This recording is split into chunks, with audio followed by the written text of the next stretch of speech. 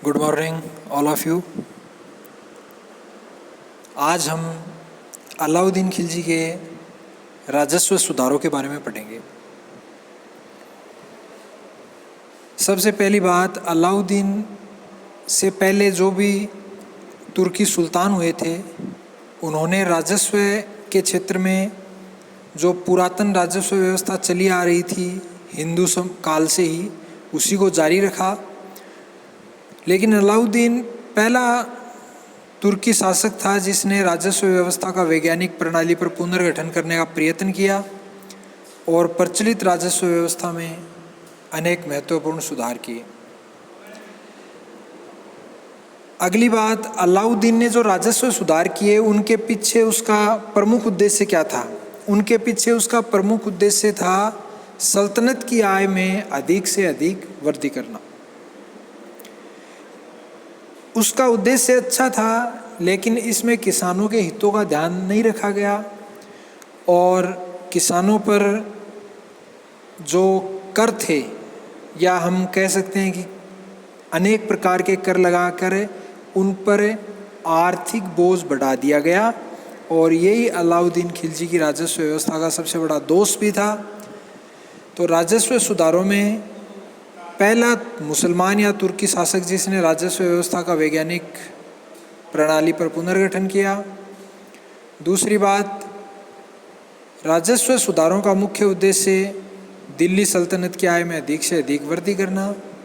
तीसरी बात, जो दोष था, जो अंत में अपने को लिखना है, वो यहीं पे अपन क्लियर कर लेते हैं कि दोष था किसानों पर आर्थिक भार बढ़ा दिया गया।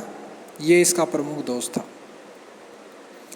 अब अलाउद्दीन खिलजी ने कौन से महत्वपूर्ण राजस्व सुधार किए? उनमें सबसे पहले जो आता है वो है सभी प्रकार के भूमि अनुदानों को रद्द कर देना।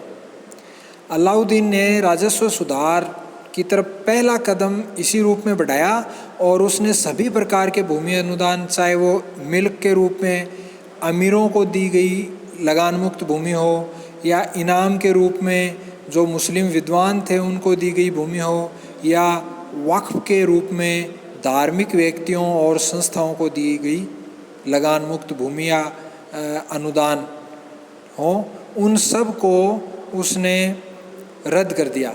तो पहला सुधार सभी प्रकार के भूमि अनुदानों को रद्द कर देना। सुल्तान के इस आदेश से इस प्रकार के सभी भूमि अनुदान वापस ले लिए गए और उनको खालसा भूमि, यानी जो सल्तनत की भूमि थी, सरकारी भूमि, उसमें मिला लिया गया। इस प्रकार बहुत बड़ी मात्रा में हमको यहाँ यह नहीं भूलना चाहिए कि इस मिलाए गए क्षेत्र से जो राज्य की आय है, सल्तनत की आय है, उसमें काफ़ी वृद्धि हुई। और लेकिन हमें साथ में ये ध्यान रखना चाहिए कि शायद सभी प्रकार के भूमि अनुदान रद्द नहीं किए गए होंगे, क्योंकि हमें जो जियाउद्दीन बर्नी एक उदाहरण देता है कि मलिक कबूल है, उसको अनाज मंडी का जब सेना नियुक्त किया गया था तो उसको एक जागीर यानी भूमि अनुदान दिया गया था। लेकिन हम ये मान लें कि सारे अनुदान रद्द नहीं किए गए, तो भी कम से कम सल्तनत के अधिकांश अनुदान अवश्य रद्द कर दिए गए। तो राजस्व व्यवस्था में अलाउद्दीन का ये सबसे पहला सुधार था, वो था सभी प्रकार के भूमि अनुदानों को रद्द कर देना। दूसरा सुधार, खुद का मतलब है जमींदार, मुकदम जो गांव का मुखिया था, और चौधरी जो मुकदम का पर्यायवाची है, उनके विशेषाधिकारों को समाप्त कर देना। अलाउद्दीन खिलजी का राजस्व व्यवस्था में दूसरा सुधार, खुद, मुकदम और चौधरियों के विशेषाधिकारों को समाप्त कर देना। खुद और मुकदम हिंदू राजस्व अधिकारी थे जो अपने ग्राम से भू राजस्व कर एकत्रित करके सरकारी खजाने में जमा कराते थे।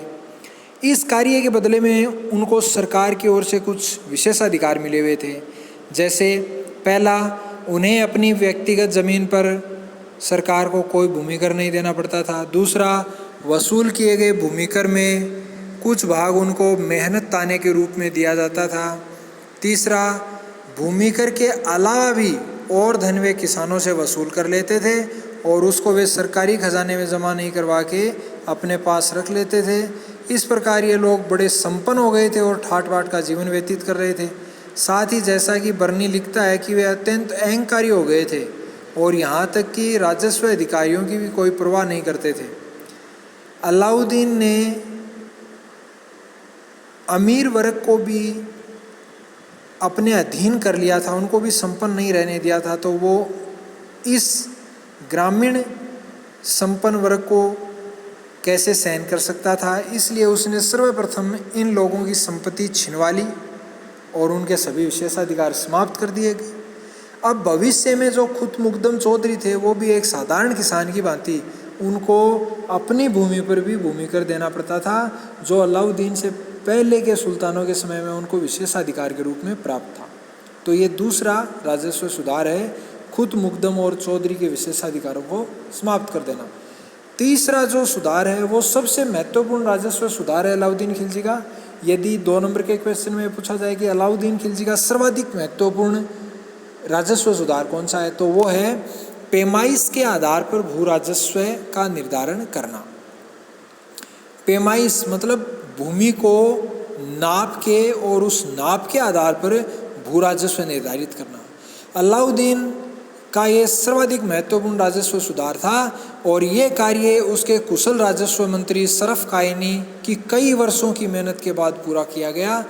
इस प्रकार भू राजस्व व्यवस्था को वैज्ञानिक आधार पर व्यवस्थित करने में अलाउद्दीन का ये सबसे महत्वपूर्ण प्रयास था। चौथे सुधार की अगर अपन बात करें तो वो है भू राजस्व कर की दर। अलाउद्दीन खिलजी से पहले भू राजस्व कर की दर प्रति 20वां 1/3 हुआ करती थी।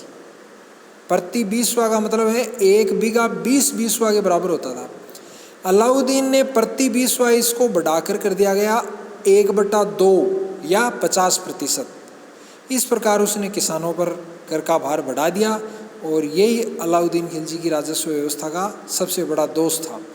अब सभी किसानों को इसी दर से भूमि कर देना पड़ता था, चाहे वो छोटे हों चाहे बड़े हों, कोई भी हो। अब हमें कुछ करों का उल्लेख मिलता है, 2 प्रकार के करों का उल्लेख मिलता है कि भू राजस्व के अलावा जो किसान थे वो कौन से और कर देते थे, तो वो करई और चराई नाम के करों का हमें उल्लेख मिलता है। चराई है वो मवेशियों के चारागाह में चरने पर लिया जाता था, और करई या इसको अपन दूसरा नाम दे सकते हैं गरी कर, यानी जो प्रत्येक घर से लिया जाता था। ये कर सभी को देने पड़ते थे, खुद और मुकदम भी इनसे मुक्त नहीं थे।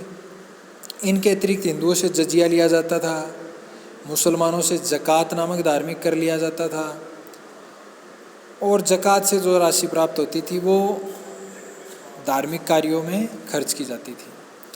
अगला जो सुधार है वो है अलाउद्दीन ने दीवान मुस्तखराज नामक एक नया विभाग स्थापित किया। अलाउद्दीन ने दीवान ए मुस्तखराज नामक नया विभाग स्थापित किया और इस विभाग को राजस्व एकत्रित करने वाले अधिकारियों, जिनको आमिल कहते थे, आमिलों के नाम बकाया राशि की जांच करने और उसे वसूल करने का कार्य सौंपा गया। यदि आमिल और कारकुन बकाया रकम पूरी वसूल करने में असफल रहते तो उनको कठोर दंड दिया जाता। पटवारियों और राजस्व विभाग के अन्य जो नीचे दर्जे के कर्मचारी थे, उनमें व्याप्त भ्रष्टाचार को समाप्त करने के लिए भी अलाउद्दीन ने कठोर दंड की व्यवस्था की। तो जो अगला सुधार अलाउद्दीन ने किया वो है कर्मचारियों के वेतन में वृद्धि।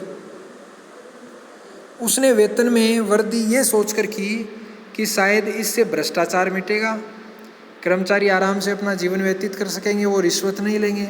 इसके बाद भी अगर कोई कर्मचारी भ्रष्टाचार करता तो उसको कठोरतापूर्वक दंडित किया जाता।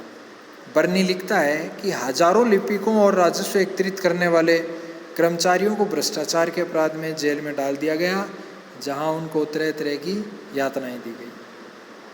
तो ये अलाउद्दीन खिलजी के राजस्व सुधारों की अपन ने बात की। तो राजस्व सुधारों का क्या उद्देश्य था? सल्तनत या राज्य की आय में अधिक से अधिक वृद्धि। दोष क्या था? किसानों पर आर्थिक बोझ बढ़ गया। इसके बाद में कौन कौन से सर्वाधिक महत्वपूर्ण सुधार कौन सा था? पैमाइश के आधार पर भू राजस्व का निर्धारण। ये कार्य किसने किया? राजस्व मंत्री सरफकायनी ने। अगला सुधार, सभी प्रकार के भूमि अनुदानों को रद्द कर देना, चाहे वो मिल्क के रूप में हो, चाहे इनाम के रूप में हो, चाहे वक्फ के रूप में हो। इसके बाद में दूसरा महत्वपूर्ण सुधार, खुद मुकदम और चौधरियों के विशेषाधिकारों को समाप्त कर देना।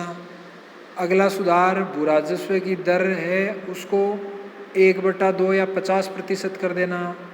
इसके बाद में कुछ करों के बारे में बताना है, जैसे करई, चरई, जजिया, जकात आदि। इसके बाद में अगला सुधार, दीवान मुस्तखराज नामक विभाग की स्थापना। क्या विभाग था ये राजस्व एकत्रित करने वाले अधिकारियों के नाम बकाया राशि की जांच करने और उसको वसूल करने का काम करता था। अगला सुधार, कर्मचारियों के वेतन में वृद्धि। तो इस प्रकार इस वीडियो में हमने अलाउद्दीन की राजस्व व्यवस्था का अध्ययन किया।